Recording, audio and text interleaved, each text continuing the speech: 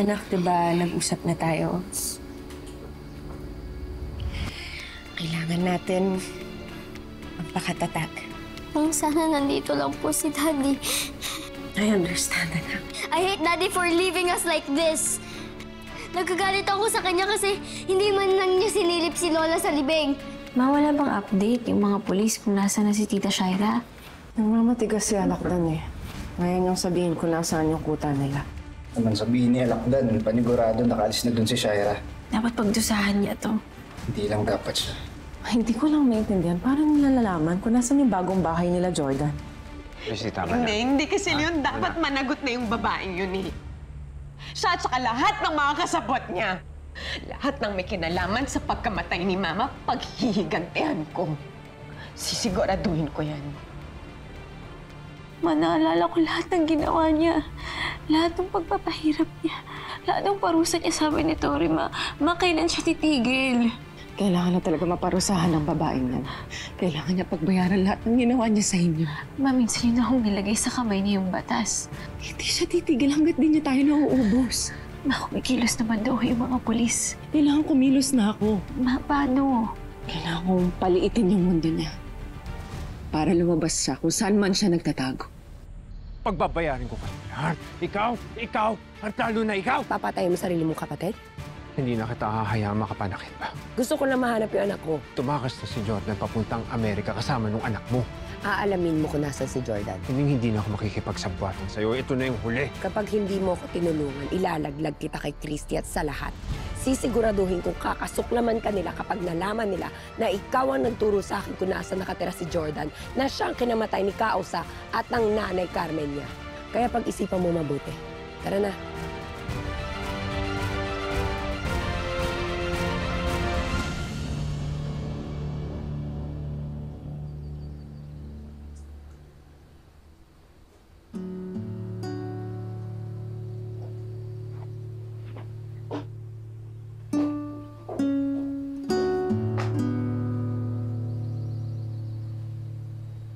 Tori?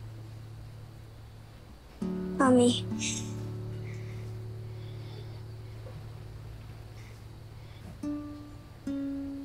Mami. Mawawala pa ba to? Yung pakiramdam po na lagi mabigat sa puso ko.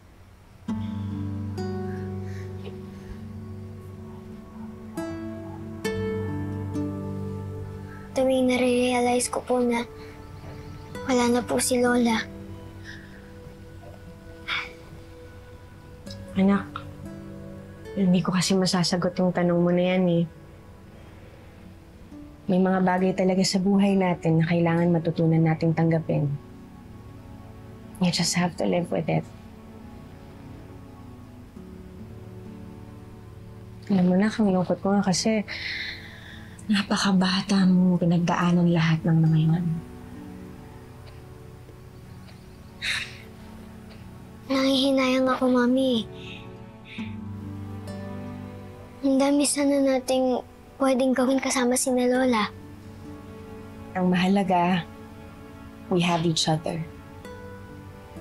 And through us, mabubuhay ang legacy ng lola mo. Okay?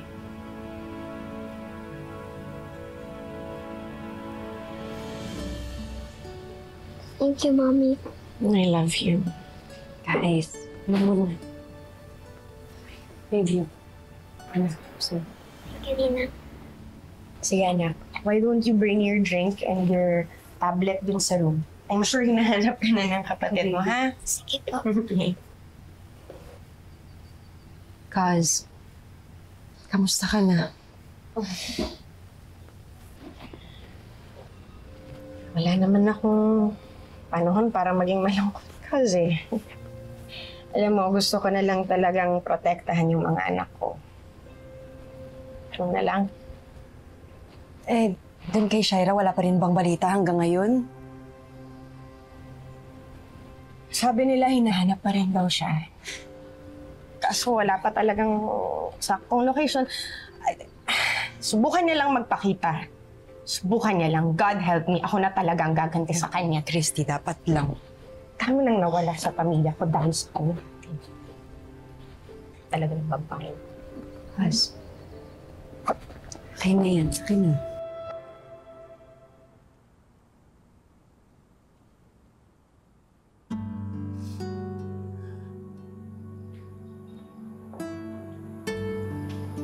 Patawarin mo ako, Kausap. Kasalanan ko ang lahat.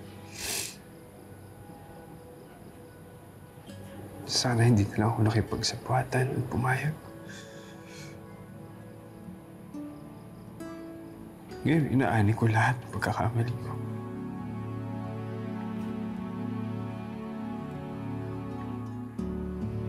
Kaya kung nasaan ka man, patawarin mo ako. Sana mapatawad mo ako.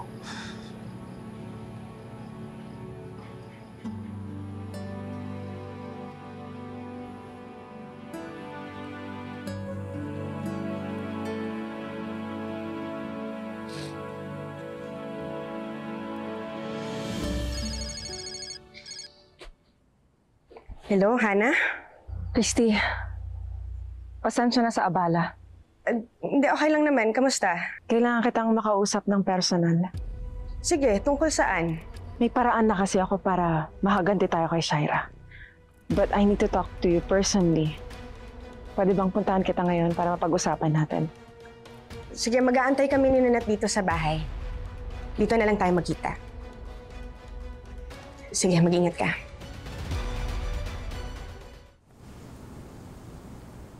Alam kong mahirap yung gagawin ko.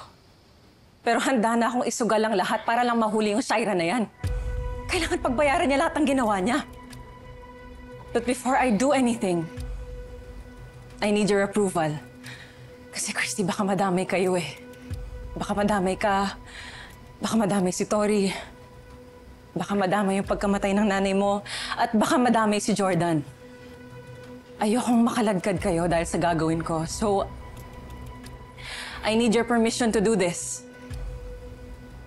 Hana, sino bang hindi pa nadadamay dahil sa babaeng yun? Lahat na, ginulo na ni Shaira. Pinagdugtong-dugtong ng kasamaan at pamiminsala niya. So, anong desisyon mo?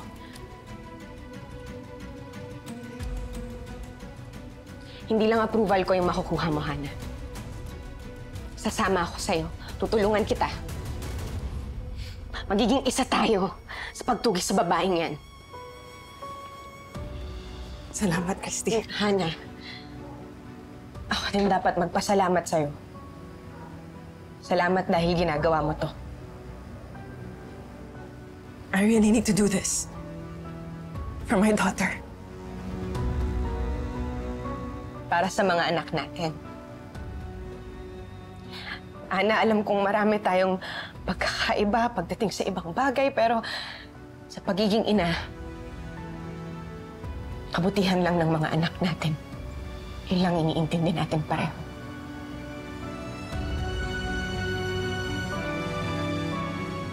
Salamat, Christy. Salamat.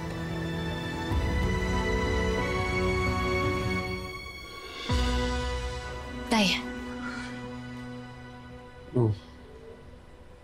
Ano kailangan mo?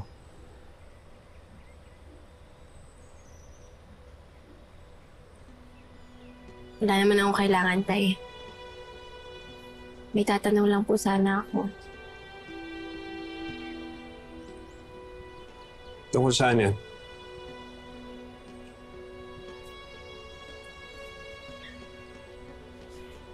Kanina ho kasi, Tay, hindi namin sinasadya ni Kuwago. Nadatnan ho namin kayo sa altar ng abo ni Nayusa.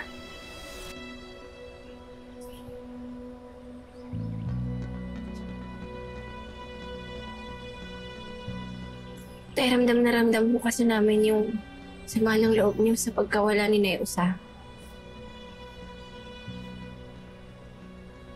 Pero di ko po kasi maintindihan.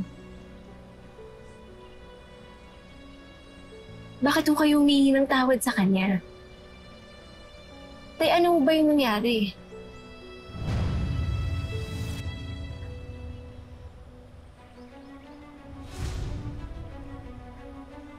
Ay.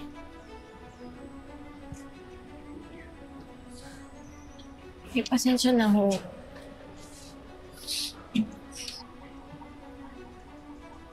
Tatanong lang ho ako kasi tatay kita. Gusto ko pong makatulong.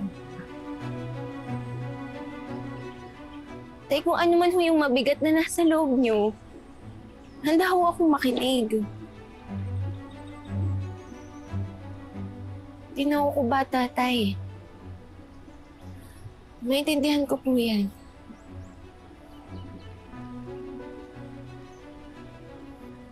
Anak, huwag yun ang pansinin kung ano man yung narinig yung kanina. Pakiramdam ko lang kasi na napabayaan ko si Kausa. Tay, wala ho kayong kasalanan sa nangyari. Wala ho kayong kasalanan. Tingnan, bakit?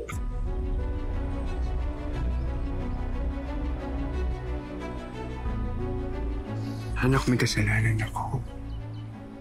Ano po yun? Ako ang dahilan kung bakit siya nandoon. Kasalanan ko ang lahat, anak. Ako ang may Tay, kasalanan. huwag ganun. Bakit ho ikaw? Kung may dapat sisihin dito, si Tita Shaira yun. Ikaw, tay. Si Tita Shaira yung walang kaluluwa. Dapat lang natugisin siya ni Mama eh. Ano tugisin? Ano gagawin ng mama mo? Gusto ko niyang huliin na si Tita Shaira. Kasabay ng paghahanap ng mga pulis. O paano niya gagawin yun? Nasaan ba siya ngayon? Pinuntahan niya ko si Nanay Christy.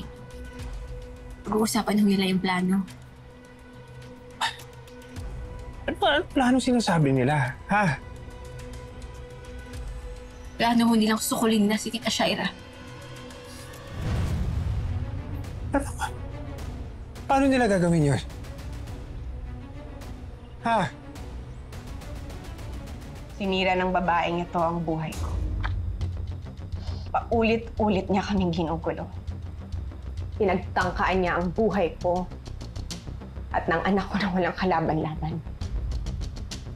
At kamakailan, nagtagumpay siya na patayin ng isa sa pinaka-importanteng tao sa buhay ko. Ang mama ko.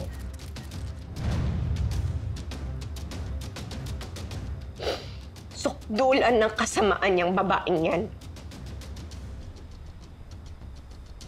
At hindi lang si Christy at ang pamilya niya ang naging biktima ni Shaira Lozano.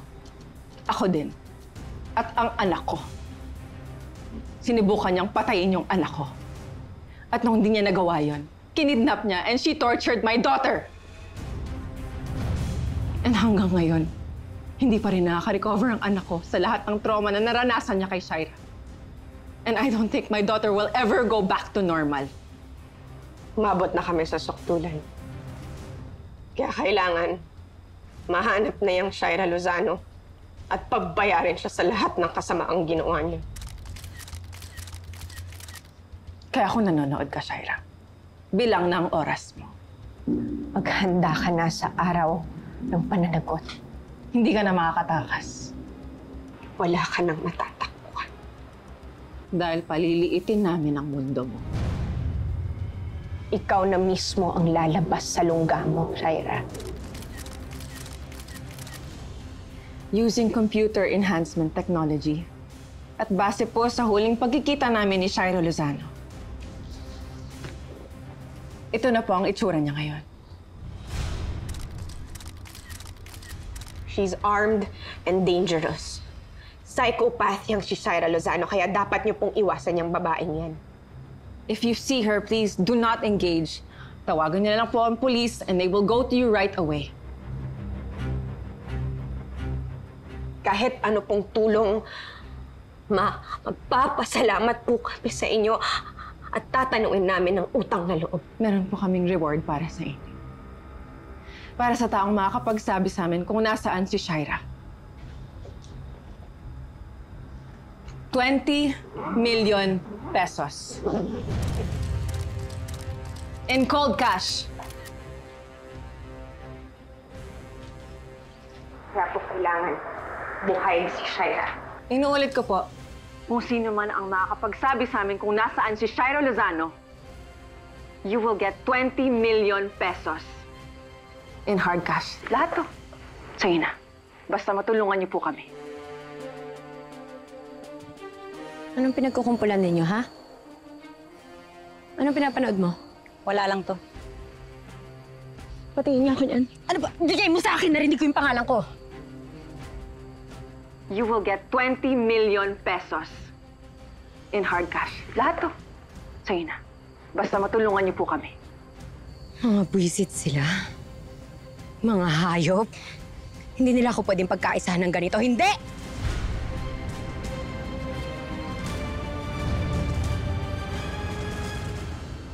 Anong tinitingin-tingin ninyo? Ha? Bakit? Ituturo niyo ako? Ilalaglag niyo ako sa kanila? 20 million pesos. Hindi ako marunong magbilang pero alam kong malaking pera yon. Para na akong tumama sa loto. Ikaw manahimik ka. Huwag lang kayong magkakamali dahil sinasabi ko sa inyo, bago niyo ako hudasin, papatayin ko muna kayong lahat. Talaga ba, Shaira? Magagawa mo pa ba yan kapag sinumbong ka namin sa polis? Hayop ka. Huwag na huwag mo kong ilalaglag. Huwag kang praning. Kapag nilaglag ka namin, madadamay kami. Pare-pareho tayong may kasalanan. Hindi ka namin aahasin. Tandaan mo yan. Mabuti nagkakaintindihan tayo.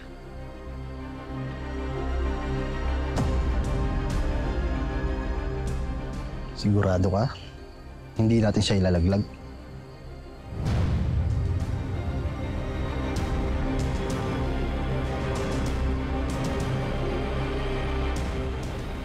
Using computer enhancement. Ang ganda nung ginawa nila Mama Hana at Nanay Christy. Ang tapang nila. Sigurado maraming re-responde sa panawagan nila. Delikado na yung Shaira na yan. Kapag nahuli siya, panigurado, lahat ng kasabot niya mananagot. Tsaka malalaman na rin natin kung paano niya nalaman yung kinaroroonan ni na Sir Jordan. Nalalagot silang lahat. Hindi dapat ginawa ni Hana sa Christian. Anong problema, Tay? O pinapagulo lang nila yung sitwasyon eh.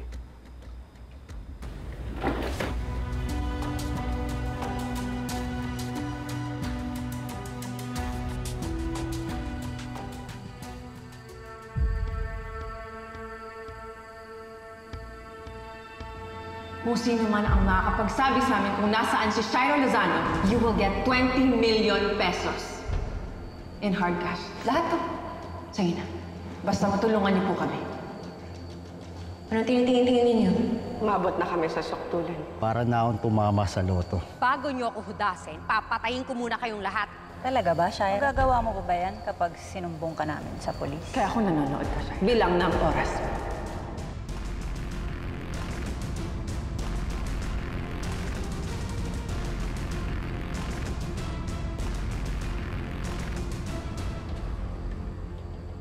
Hayop kayo, Christy at Hana. Binulabog niyo ako. Mga walang hiya kayo.